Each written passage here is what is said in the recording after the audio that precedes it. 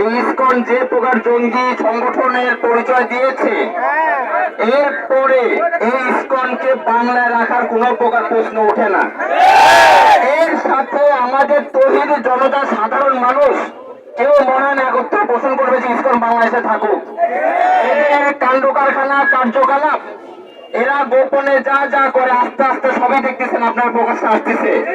এরপরেও যেসব সনাতন ভাই, যেসব আমার তৌহিদি ভাইয়েরা তাদের পক্ষ নিয়ে কথা বলবে, আমার মধ্যে অন্য সবার মধ্যে তাদের ইমানের সমস্যা আছে।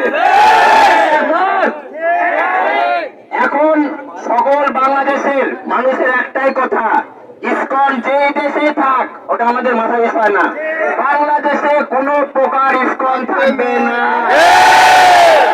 ইসকন মানে যে হিন্দু তা কিন্তু নয়।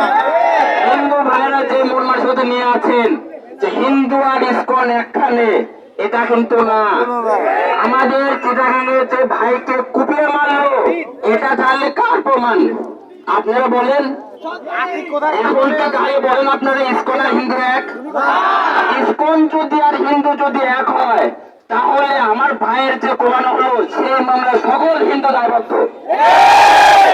আমার ভাইকে কোরআনোর পরে কোন হিন্দু বা কোন যারা মিছিল নিয়ে বেড়াইছিল ইসকনের পক্ষ থেকে, তারা কোন শোক বার্তা জানিয়েছে?